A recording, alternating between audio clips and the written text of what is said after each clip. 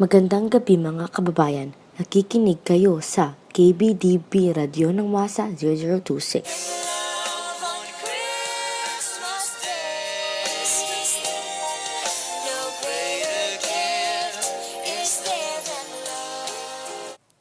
Mga kababayan, ngayong gabi kami ay mag-aanyaya ng pagtatanghal sa mga isyu ng ating bansa.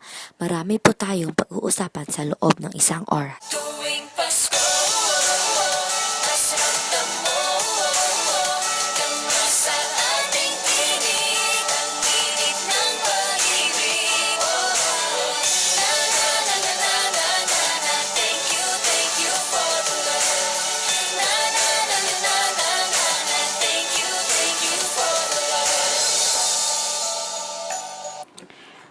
Ang focus po natin ngayong gabi ay ang kakulangan ng trabaho dito sa ating bansa. Thank you for the love. Mula sa 9.6 milyong bilang ng mga unemployed, lumobo ito sa 12.1 milyon ayon sa huling datos ng social weather stations. Nitong nakaraang buwan, paulit-ulit na inaanunsyo ng palasyo na gumanda ang ekonomiya ng Pilipinas. Pumapangalawa ito ngayon sa China sa mga best performing economy sa mga bansa sa Asia. Ang problema, hindi ramdam ng taong bayan ang sinasabing pag-unlad. Tanging ang 5% lamang ng populasyon ng bansa o yung mga mayayaman at may malalaking negosyo lang ang umaangat. Para sa akin, napaka-importante ng pagkakaroon ng trabaho dahil tinuturuan tayo nito na makilahok sa mundong ating ginagalawan. Tsaka, ang kakulangan sa trabaho ang pangunahing dahilan kaya maraming mga Pinoy ang lumuluwas sa ibang bansa. Sa aking sariling pananaw, kaya mas lalong umuunlad ang ibang bansa dahil maraming mga edukadong Pinoy ang nakikipagsapalaran sa iba't ibang bansa na nakakatulong naman sa mabilisang pag-unlad ng kanilang mga ekonomiya. At isa pa, base sa aking obserbasyon, napakaraming mga Pinoy ngayon ang nganga pa rin dahil wala pa rin silang mahanap-hanap na trabaho.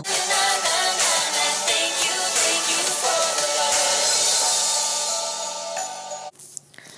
Ang 75% ng populasyon o yung mga salat sa buhay at pangangailangan, nangangalang pa rin ang sikmura. Talaga nga namang hindi talaga sapat ang mga trabaho na meron tayo ngayon. Masasabi kong kapag ang mga edukadong Pinoy ang magtatrabaho dito sa ating bansa, mas lalong uunlad ang ekonomiya ng bansa, maging na ang Pilipinas sa iba't ibang aspekto. Hindi na rin tayo asa na asa sa gobyerno na wala naman ibang ginawa kundi mangurakot.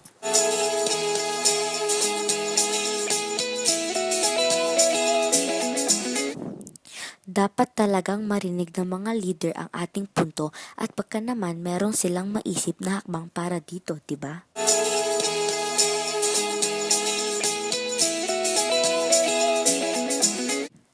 At ayan po mga kaibigan, tayo na po ay nagtatapos sa gabing ito.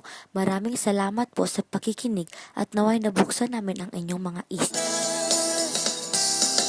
Someday all our dreams will come to be. Someday in a world where men are free.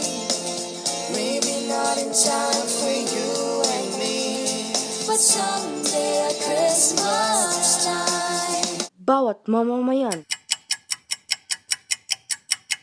ay may karapatang maglingkod sa bayan.